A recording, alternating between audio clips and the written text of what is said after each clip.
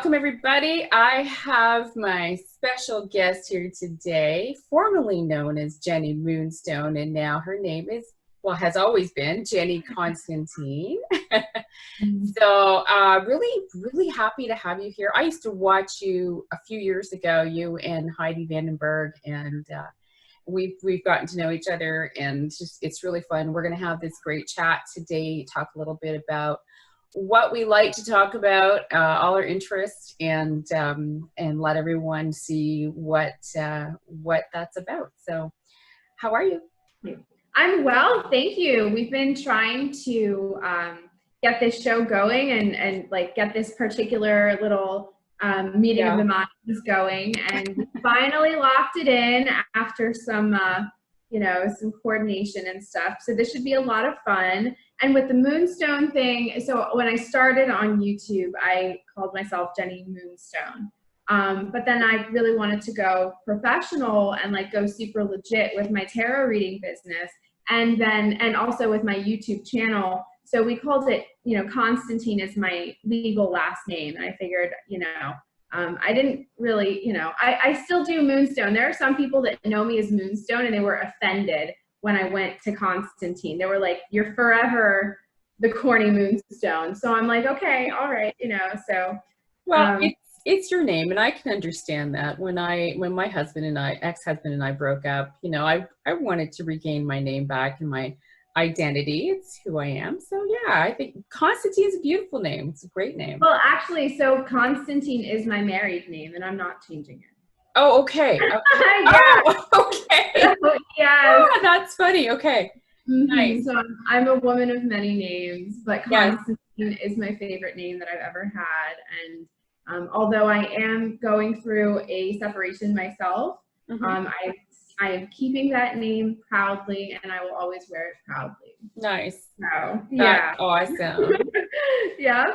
So, I mean, we follow each other on social media and Facebook, and there's been some interesting posts we've been putting out there. Certainly some great information with all that's going on in the quarantine. You're down in Florida, right? Because I know you're. Yeah. Yeah. So what's it like, first of all, in Florida, and what is the most concerning, or that's the most of interest to you of what's going on right now?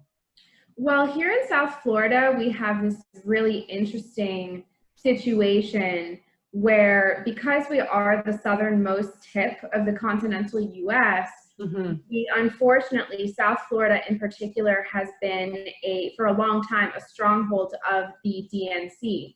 So the whole term "drain the swamp," I think, is very synonymous with what has been going on in South Florida, specifically in regards to corruption, political corruption, as it relates to human trafficking. Because the southernmost part of Florida, we're really close to Haiti, we're really close to all of the islands down there, including Epstein Island. He was based primarily out of New York City and a place right here in Palm Beach County.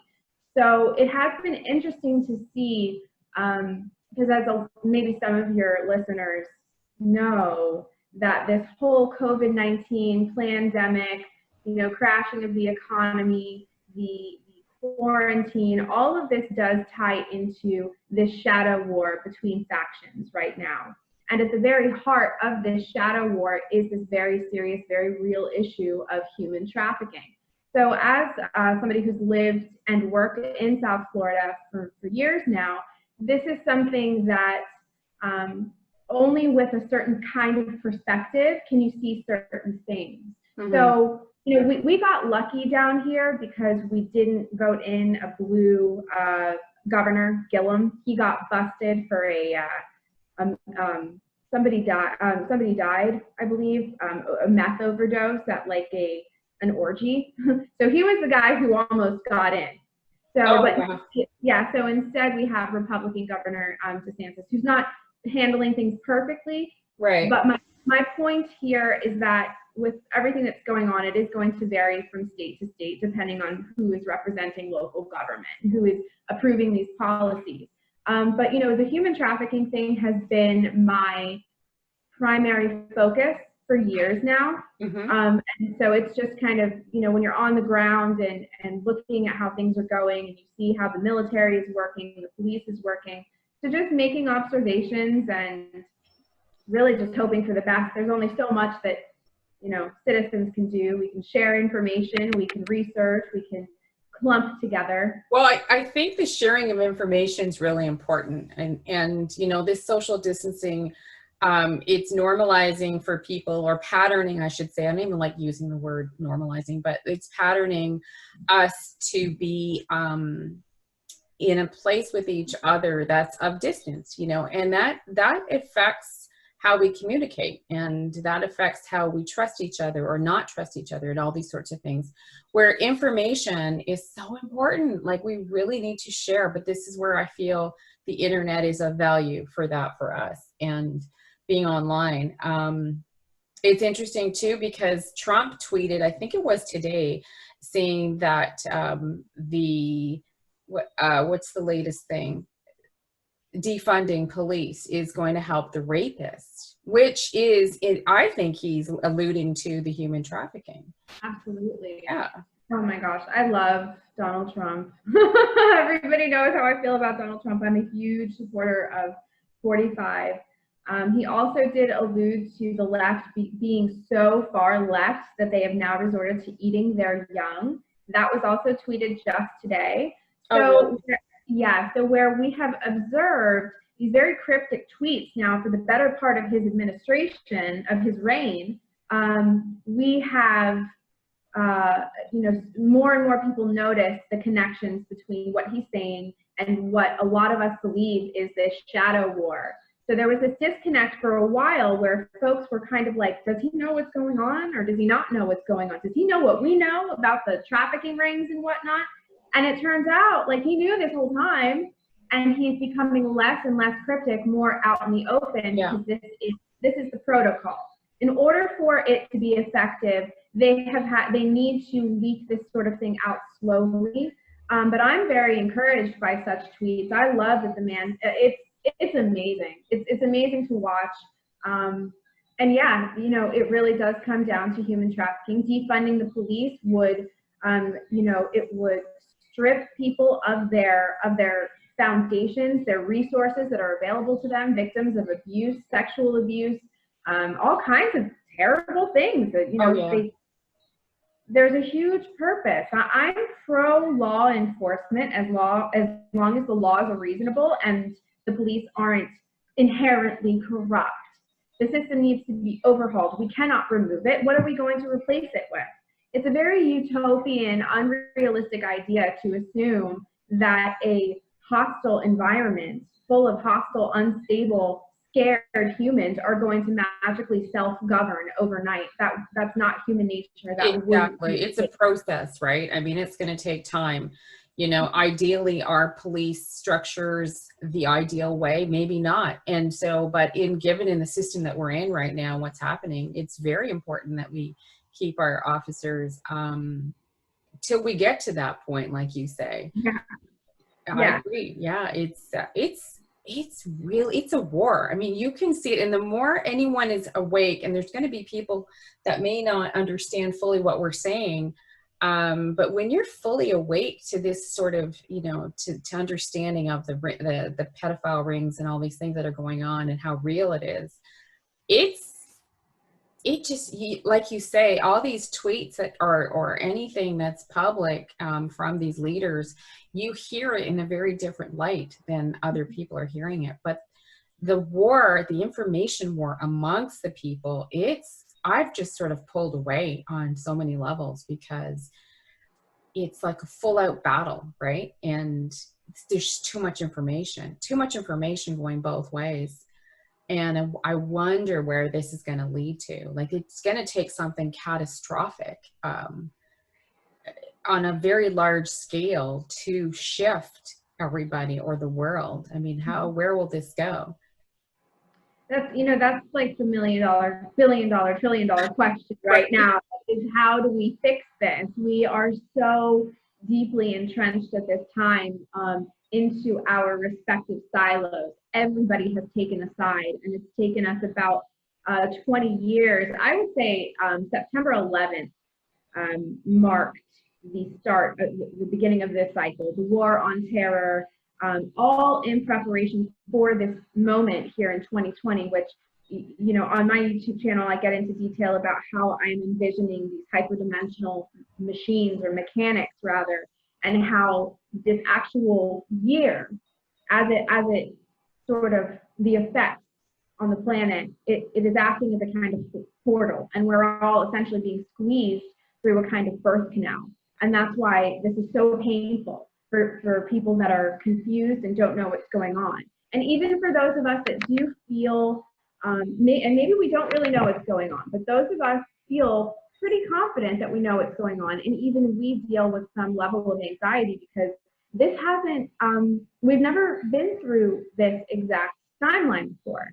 You know, humanity is subject to cycles all throughout history. We have to rise, we have to fall, we have to rebuild. That's just the birth, the life and death cycle of civilization. Mm-hmm. So you're absolutely right when you say that there will inevitably be some collectively shared, yet again, some collectively shared traumatic event that is going to shake and rattle and rumble loose everything that is false and fraudulent and non-essential to life. That is what it has taken. That's what it takes on a personal level to come to personal spiritual breakthroughs. Yet things have to shatter. It's the only way. And it's no different, right? As above, so below. The collective must shatter. Yeah. We need the human consciousness to raise. We have to raise that consciousness in order to create something based on coming from that perspective. So we really are in need of a raising of our consciousness before we can even move forward to create anything, whether it be using like the space that I'm in blockchain and cryptos. I really feel it important that our consciousness shifts and raises before we take these tools and fly with it and create a world for ourselves, because we want it coming from a place that's higher than where we're at right now. That's for sure, especially from what I'm seeing. Oh my goodness. It's, and there's no perfect, you know, person out there or person that knows it all. I think it's a journey of discovery, especially the self, you know, so interesting, unprecedented times, isn't it? It really is. It's super exciting. You know, I feel like whatever is coming, because everybody feels that something is coming, has been coming for a long time. Whatever that is, whether it be this massive jolt of energy that is a result of a certain kind of galactic, intergalactic gateway that the planet enters, and every man, woman, and child is subject to the incoming effects. Vague, right? Just hypothetical here. Just hypothetical here. This is the sort of thing that is going to require that everybody look at themselves in a way that they haven't had to before. And so, do you know what I mean? So it's kind of like, yeah, you know, in a very collective level, we're experiencing, you know, the issue of polarizing issues like racism, which is literally coming down to colors. Yeah. Black, white, yellow, brown, red, all of these different colors.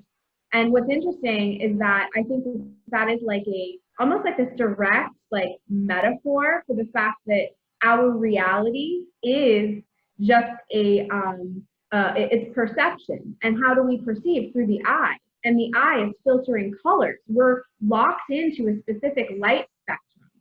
And I find it interesting that we're fighting about color.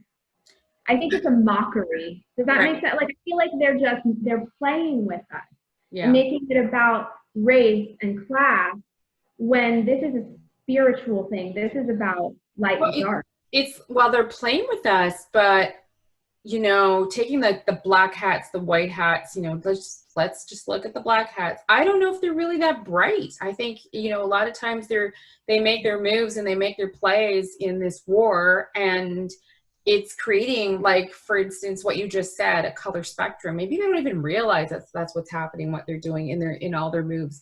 But it's it's meant to be. I believe everything's by design and everything's written, and we follow through on it through this journey where it's already written. So I know for some people that's, it doesn't make any sense to them when I say that, but I truly do believe that it's already planned out and we have to move forward. And it becomes with, where do you as an individual align yourself in this journey? Why do we have such great memory of this moment in time right now? I've heard many theories of no time doesn't exist, and past, present, future. Well, past and future all occurs at the same time. Well, if that theory is so true, then why do we just have memory of right now? But it's so interesting. I this is how I think. I think very many different ways. And I don't know, like, it doesn't matter who you are, whether you are a prime minister, a president, we are all going to face this individually, alone, on our own. Yeah. And that is going to be, I just can't, I've read about this. I mean, my grandmother would tell me about these moments that will come into my life. I can remember, she was a wise lady. She told me a lot of interesting things. But so here, I have a question. Your dad was in the deep state, works in the deep state. So, Yeah. and I don't know if you, he does, but I mean, I know other people too who are very awake, whose parent works in the deep state, and I've had these conversations. And I find it most fascinating and interesting because here you are, his daughter, and you are in this consciousness, you are in this place that you're in. So what is that like for you? Well, it's been a ride, I'll tell you that. I came to terms with it a long, long, long time Sure. ago. I was now, and it's funny because I love my dad. You know what I mean? Yeah, Like he's a good guy. sure. Of course, He, he's your he loves, father.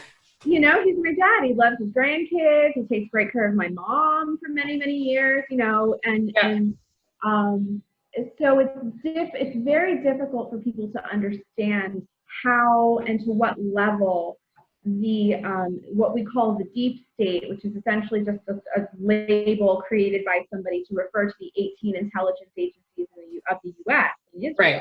right, right. But it is incredibly compartmentalized.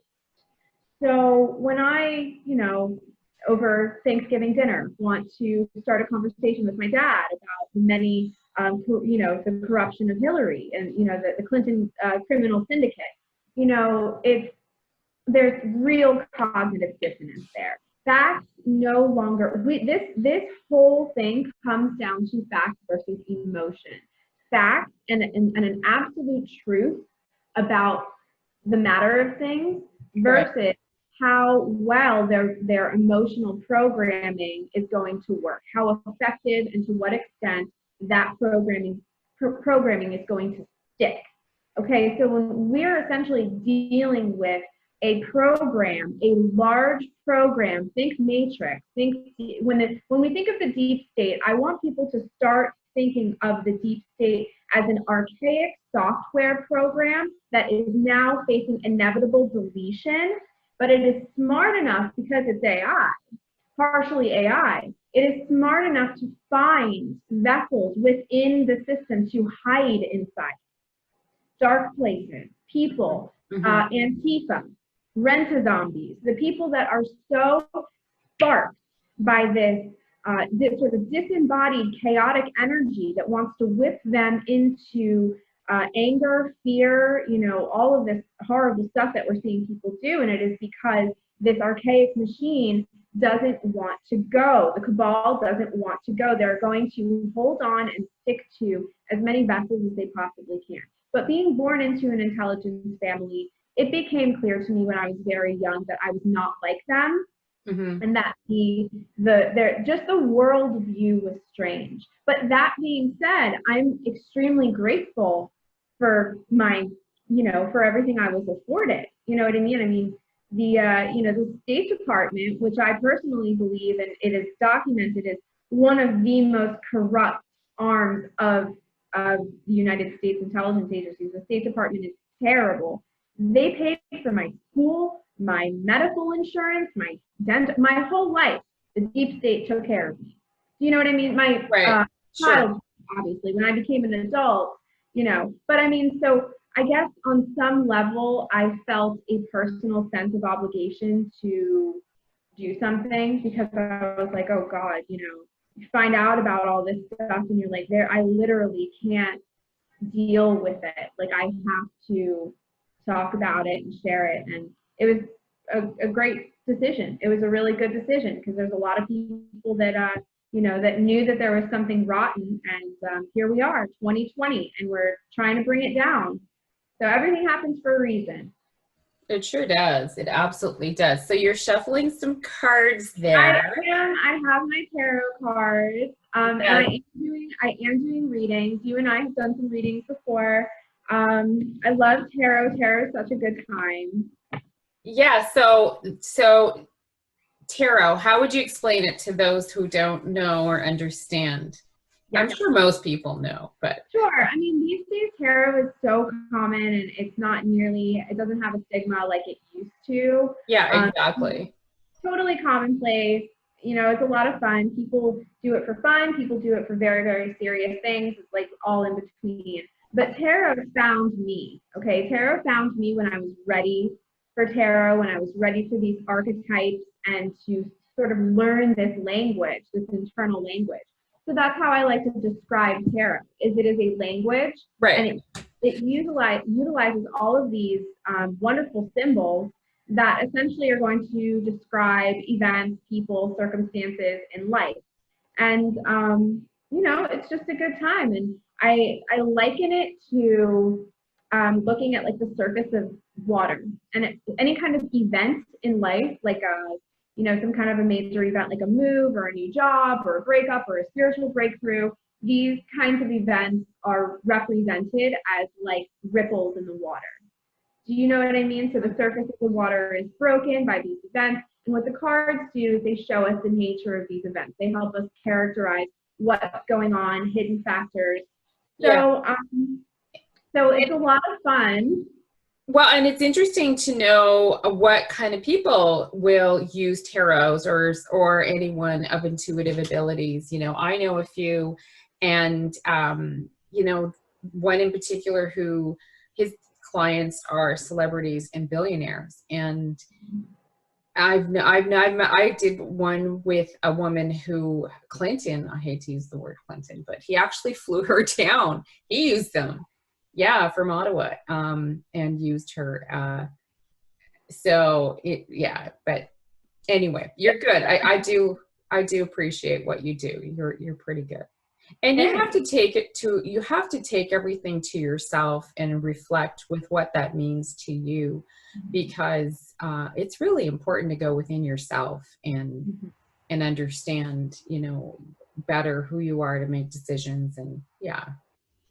Absolutely. And it's, I can't remember, I think it was JP Morgan that said that millionaires don't use astrology, billionaires do. Correct. So while, you know, so while the cabal, the elite, the most fortunate of this planet, you know, kind of over the years have hoarded this knowledge, hoarded these tools you know, divination and science and alchemy, you know, Yeah. they've successfully peddled these things off to the collective as being, you know, fairy tales, lies and fairy tales and this and that. But they know Well, they how. make fun, right? They always put that image of the crystal ball, and they make fun of it. Or yeah, my grandfather, he worked very closely with government. Yeah, he had abilities to predict, and they worked closely with him in when he was in I'm originally from South Africa, so this is very real. I mean, this is and Well, they do remote viewing. So remote viewing is a different form of it, right? And yeah, military uses that. Yeah. military, the military has this insane technology to be able to track and predict when the bloodlines, the descendants of certain bloodlines are going to incarnate and into which family. And so they can predict, and in many cases, they will orchestrate certain marriages and certain genetic combinations of people so that their child will have a certain sort of print, a frequency, a signature that they're looking for. All of this is occult. All of this is ritual. And this is how they work with each other. And they do this to create somebody that has powerful psychic abilities. And they do this so that the military-industrial complex, including the deep state, can actually hijack and redirect and essentially exploit the psychic abilities of human beings, special human beings.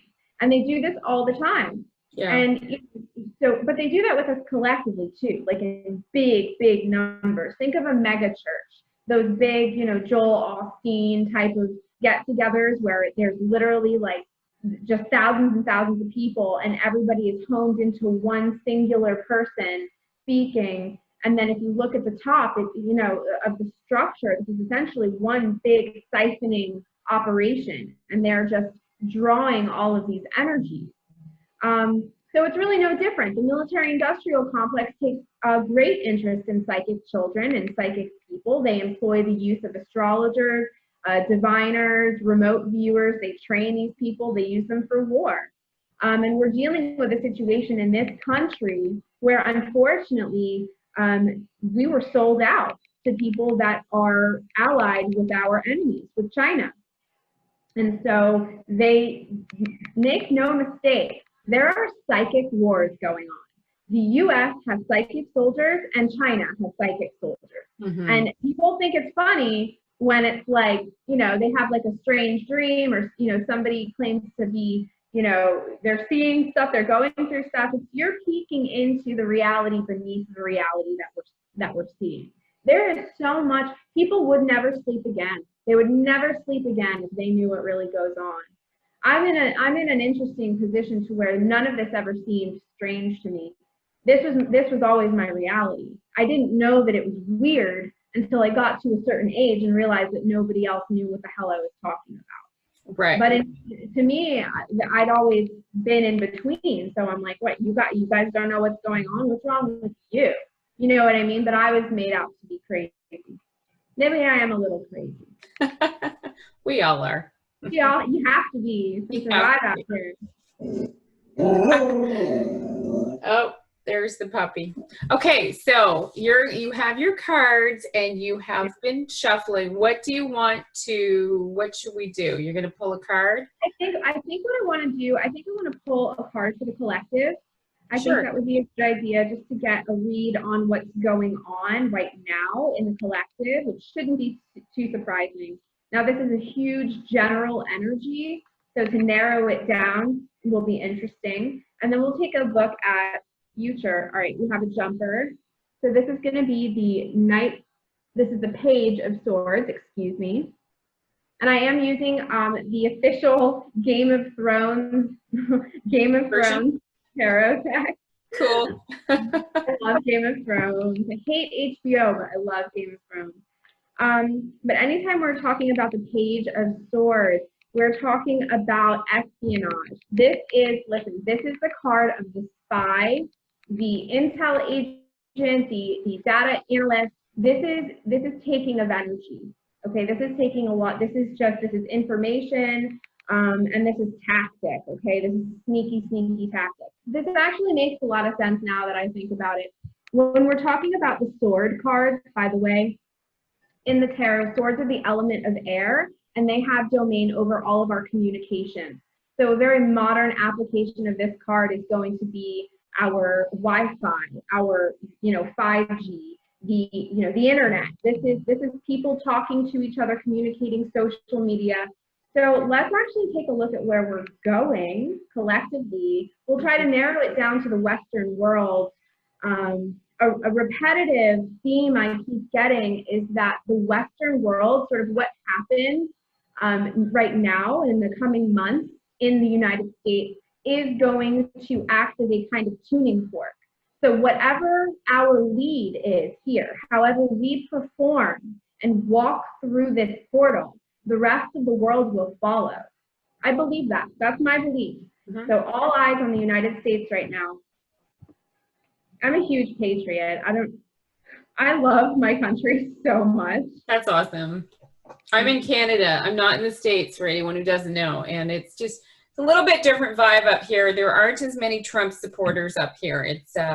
It's definitely anti-Trump, more anti-Trump. And for me it's a little difficult because I'm not anti anything. There's a lot of truth. There's a lot of things to look at. So I'm going to be quiet because I see you need No, to. you're fine. I know when it's good. It's just like a Yeah. feeling again.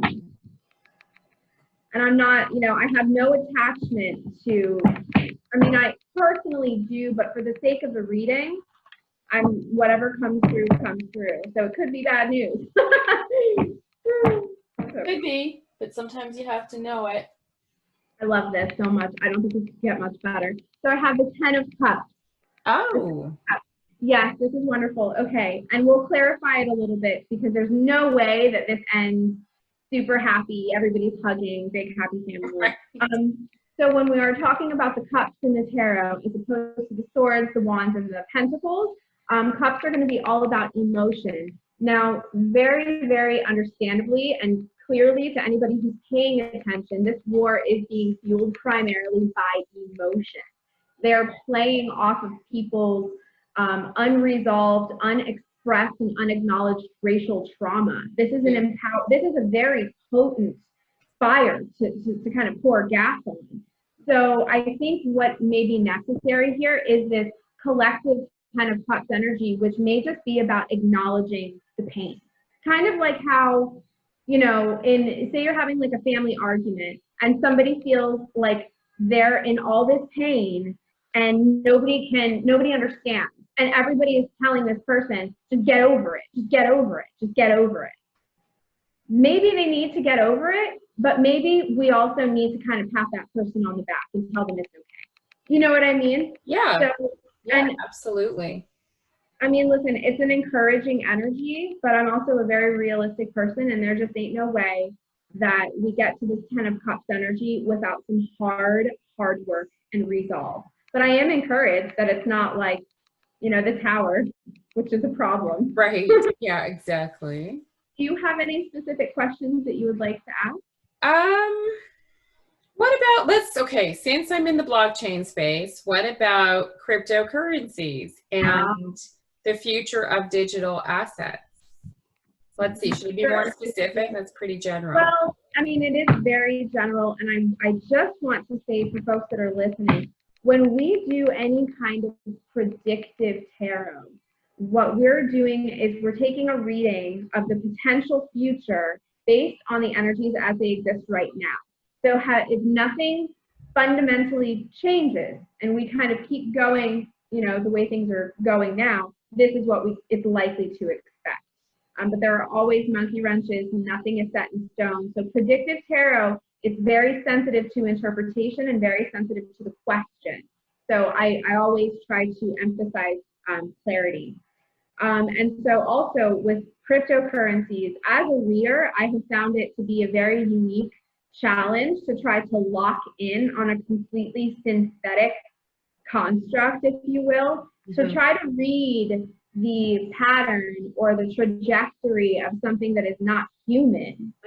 It's hard. And it's scary because you're talking about people's money. So, it's kind of crazy. But look, I'm up for a challenge. Nothing scares me. I'm a fearless reader. So let's see. Let's check out the future of digital assets. General, but let's see what you've got for. Should we be more specific and say Bitcoin? Let's do Bitcoin then. Yeah. Okay. Digital assets is huge. I've got digital assets. Just kidding. No, I don't. I think that was my attempt at a dirty joke. I don't know what that was. Please, sure, we'll go with that. We'll go with that. You have to excuse me. I'm like a 24-year-old man trapped in a woman's body. I can't. I swear like a sailor. I like to drink and party. Oh, I swear. Oh, yeah. Yeah. Bitcoin.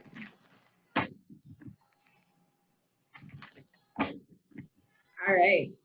Eight of Wands, fast, super fast moving energy. So this appears to shift. This appears, anything that we're looking at, actually, let's get a clarifier on the eight. Whatever the eight is, it comes quickly. So we could potentially be looking at like a window where things are like, you have to move quickly, because the wand is going to be the principle of fire. So this is going to have to, this has to do with ideas, assertion, willpower, dominance, ideas, creativity, and action, specifically action.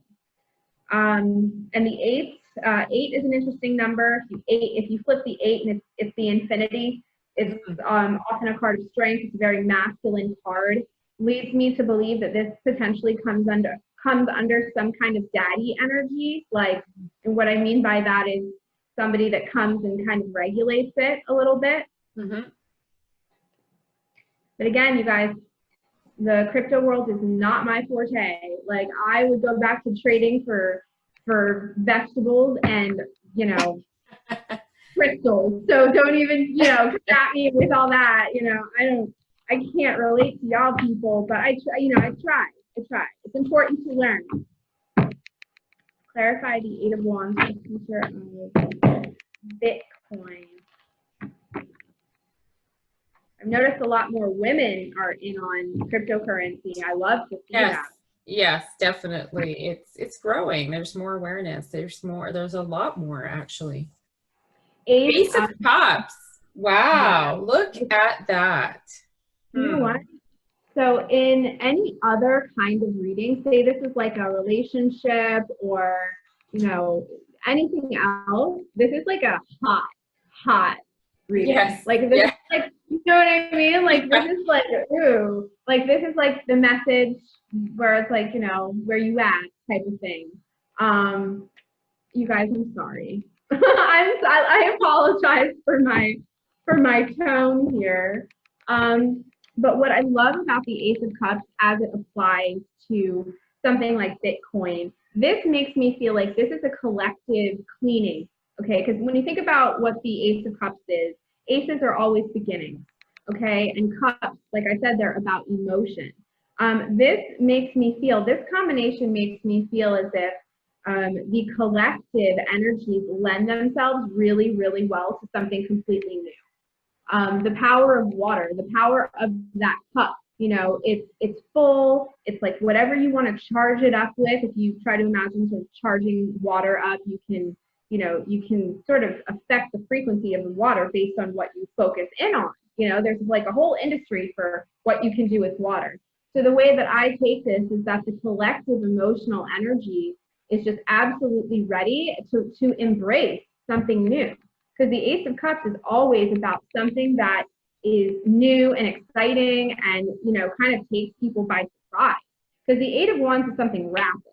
So this makes me feel like this is the kind of thing where literally overnight, people are like, wow, what is this? Mm-hmm. You know, people like me that didn't know anything about it before, like really couldn't care less. Like all at once, it's like, now this is super mainstream. Mm-hmm. You know, this is something that everybody, also this makes me feel like it may become accessible to everybody. Mm-hmm. You know, this to me looks like this is, I mean, just look at that picture. Mm-hmm. You know what I mean? It's like, it's opportunities, it's a chance for renewal. And that's what we're looking at, I think, collectively, especially in terms of finances, is the old system is not working anymore. Mm-hmm. And the Ace of done. You know, the Ace of Cups is probably the most powerful card for renewal and like a sort of refreshing of the energy. So, I mean, hey, thank God it was good and not bad. I didn't have to sit here and tell you. Yeah, exactly. You know, that was a good one. That worked out well. It did. Thank you to the universe. So why don't we look at, Hi, how are you?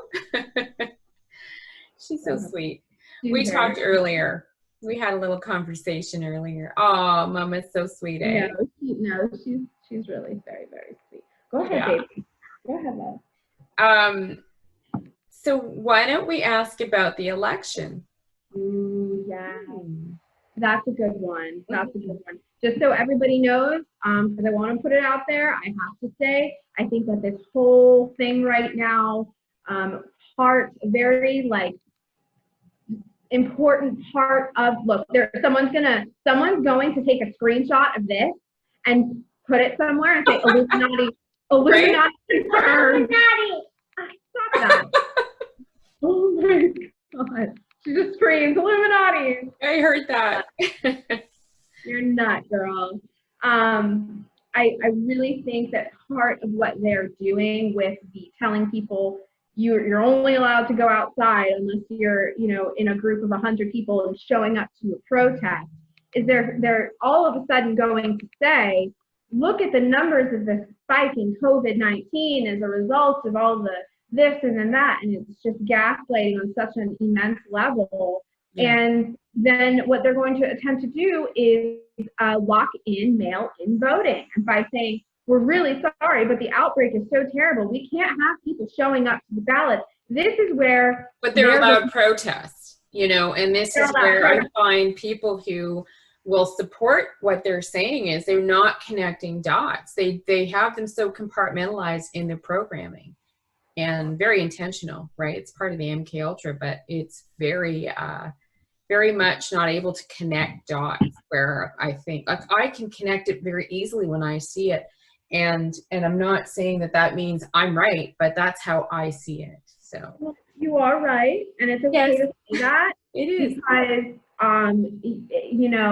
it's funny that people like you and I that really do have a handle. Not to toot my own horn here. But like, I've been at this a long time. I kind of know what's going on. But we tend to be like tiptoe and watch our tongues, because we don't want to offend people that don't know what's going on, because we don't want to come off. Oh, please. I don't offend anybody. People choose to offend them, be offended. That's a choice you make on your own, right? Right? Yeah. I mean, that's a blame. Otherwise, that's a blaming. That's another part of the social programming. I'm offended. It absolutely is. Nobody has any sense of personal responsibility. Yeah. So this card did jump out, and I'm so happy about this. This is my favorite card. This is the Lovers. This is Gemini energy. For anybody that knows Game of Thrones, this is Ygritte and Jon Snow. Is that card for me? Yeah, this is your card, Mama. Yes. This is all you, girl. Nice. So it's number 6. So remember, this is in regards to the election. Okay. Thank God. Like, you guys may think I'm crazy. I don't actually do a whole bunch of tarot readings for the collective. I don't, because I would drive myself crazy. I actually reserve a lot of like my personal work with the tarot to my clients. I don't even mess with the tarot that much anymore. I can't. You know what I mean? I'm like, no, I can't do it. So keep in mind, this is for the election. I love this. This is a major for Gemini. Gemini energy. Donald Trump is a Gemini. Yes. Donald Trump is a Gemini. Number 6 is a wonderful number to have come up. We are in the 6th month, which makes me feel intuitively that what happens this month will hold a very influential bearing on the actual election. So this is like a swing month right now. Also, the twins, the Gemini twin gives me this feeling right now that there's a mirroring going on right now. So this kind of like, not everything is what it seems. A reflection is, it's just not everything is what it seems. That's what's coming to mind right now with the election. Mm-hmm. So while I am personally kind of anxious about, the mail-in voting, and I'm so scared that they may be successful, I don't actually think they will be successful. I just don't. So let's clarify the Lovers for the election. What does this mean? Let's do the outcome of the election.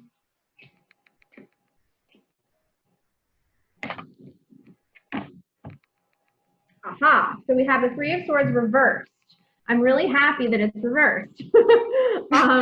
Yes. So, you know what though, I'll be honest with you, in this context, it could be upright and it could be reversed, because whoever wins, we're looking at a split. Okay, because the 3 of Swords is about your side, my side, and then the truth. Okay, there's 3 sides to every story. This is the polarization, and then there is the truth. So I actually want folks to look at the actual imagery on the card as it is reversed.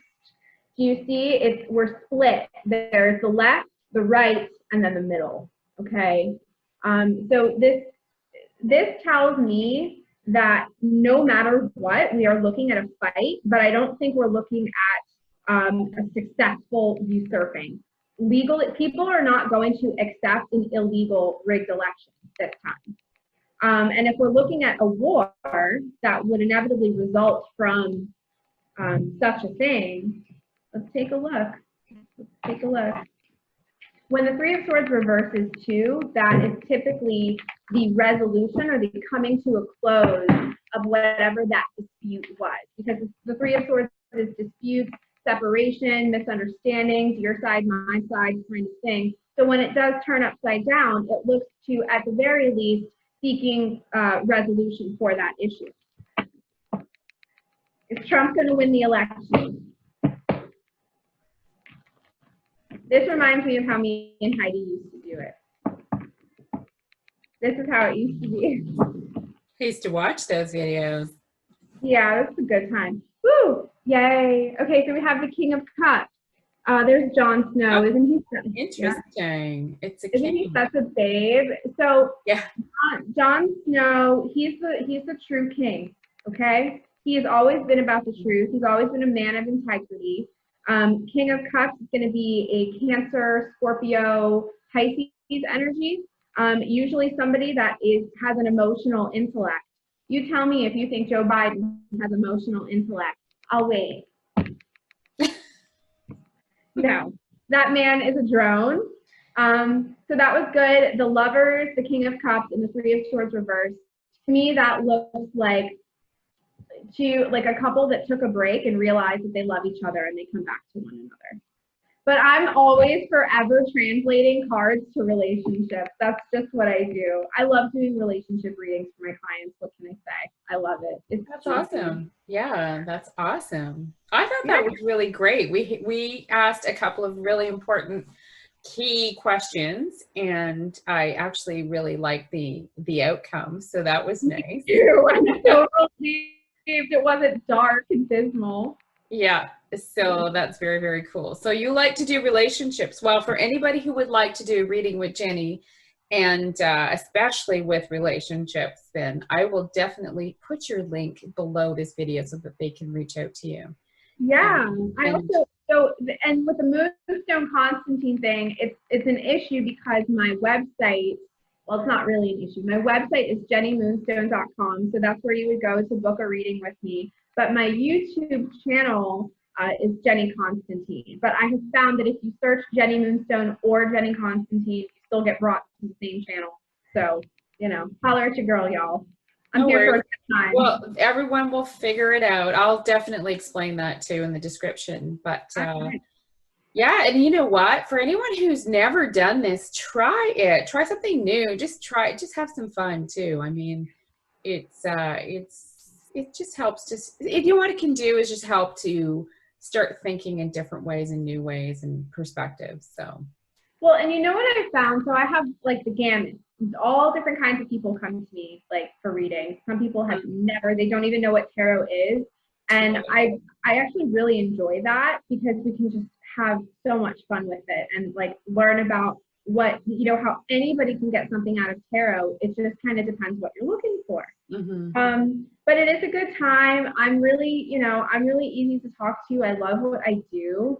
And I like to leave people in a better condition than when they came to me. That's kind of like my overall goal. I love to really what I have found, my general feedback is that whatever people in their gut know to be true about themselves or their lives or their relationships or their jobs, the tarot is going to reflect that reality to you in such a way that my interpretation is only partial to, it's only part of it. You're going to hear it. And you're gonna, the dots start connecting, and you're like, that's what I already thought. And now it's like, well, it's confirmation. So confirmation is worth its weight, and I just have such a great time. And I really, really appreciate you being so patient with me. you know, No, with I the love it. This was great.